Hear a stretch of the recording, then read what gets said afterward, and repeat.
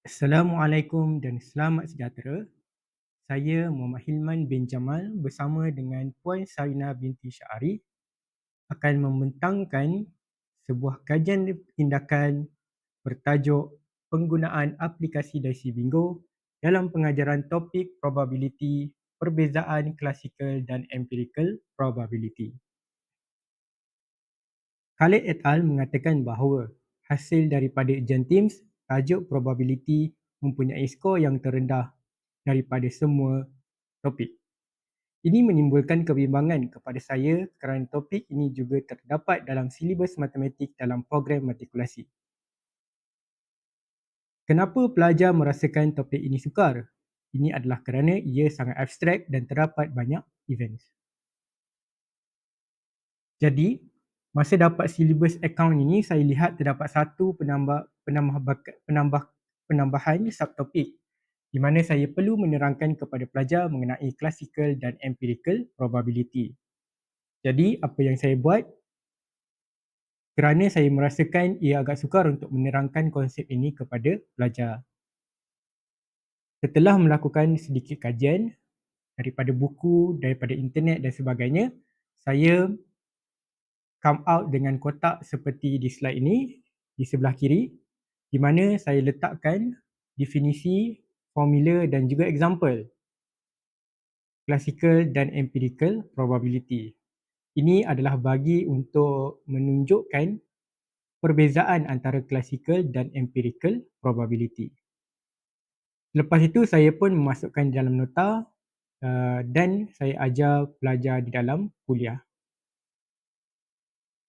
Tetapi saya dapat merasakan bahawa ada pelajar yang tidak memahami apakah perbezaan antara classical dan empirical probability ini. Jadi untuk memastikan kefahaman pelajar faham ataupun tidak, saya membuat sedikit analisis, iaitu melalui temu bual dan juga bertulis. Untuk temu bual, respon yang ditunjukkan terdapat yang tidak faham tetapi ada juga yang faham. Tetapi pelajar tidak dapat memberikan example yang betul. Manakala menerusi kaedah bertulis pula, saya memberikan satu situasi dan pelajar kena tulis adakah ini classical dan empirical probability. Hasilnya terdapat beberapa pelajar yang mendapat markah rendah. Jadi apa yang saya buat, saya pun pulang dan berbincang dengan rakan kritis iaitu Puan Sarina, iaitu seorang pensyarah cemerlang matematik untuk melakukan sesuatu kajian. Jadi fokus kami adalah untuk mengenal pasti adakah kaedah pembelajaran melalui permainan dalam topik probability. Kami memilih untuk melakukan kaedah pembelajaran melalui permainan kerana merasakan bahawa hasil daripada kajian-kajian yang lepas, kaedah melalui permainan ini sangat-sangatlah membantulah terutama dalam topik probability. Dan juga fokus kajian kami adalah untuk menggunakan penggunaan Dicey Bingo bagi membantu pelajar memahami konsep classical dan empirical probability. Jadi apakah objektif? Objektifnya adalah untuk pelajar memberikan definisi classical dan empirical dengan tepat. Dan yang kedua adalah pelajar dapat membezakan antara classical dan empirical probability. Model kajian yang digunakan adalah daripada Chemist dan McTaggart, di mana pembelajaran secara kognitif dipilih sebagai kaedah pengajaran. Kumpulan sasaran adalah terdiri daripada 8 orang. So 8 orang ni tidak mengambil subjek matematik dengan bahan dalam sijil pelajaran Malaysia. Jadi kami memilih Chemist dan McTaggart di mana ada tinjauan awal, merancang tindakan, melaksanakan tindakan dan memerhati serta mereflect. Jadi kami pun melakukanlah intervensi kajian di mana kami melakukan permainan Dicey Bingo ini kepada pelajar. Jadi selepas melakukan intervensi, terdapat beberapa dapatan yang telah dapatan kajian. Yang pertama adalah daripada soal selidik. Daripada soal selidik, pelajar menunjukkan reaksi yang positif.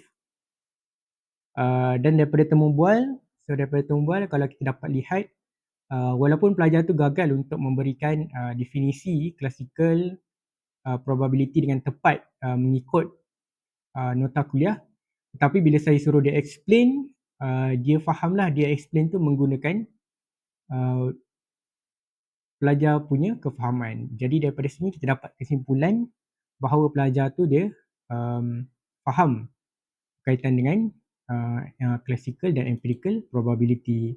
Dan dapatan kajian yang lain daripada analisis dokumen, jadi saya pun berilah soalan yang lebih kurang sama sebelum intervensi dilakukan, dan kita dapat lihat peningkatan markah yang agak ketara, dan yang terakhir analisis daripada rakan kritis.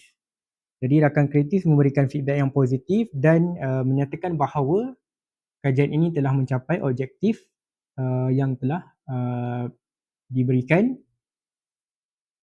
dan mengatakan bahawa dari Sibingo ini sangat-sangat membantulah untuk kita mengajar empirical dan classical probability.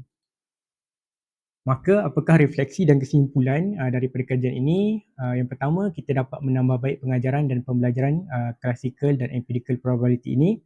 Dan yang kedua, kita dapat menerangkan dengan tepatlah definisi CP dan EP melalui permainan dasi bingo. Dan yang ketiga, pelajar menunjukkan reaksi yang positif serta berminat untuk melakukan aktiviti seperti ini pada masa hadapan. Jadi inilah yang sangat penting. Namun terdapat beberapa tindakan ataupun penambahbaikan yang boleh dilakukan, terutamanya daripada segi masa, kerana secara jujurnya untuk 1 jam ni kita tak sempatlah nak buat permainan dasi bingo ini dengan optimum. Itu sahaja, sekian, terima kasih.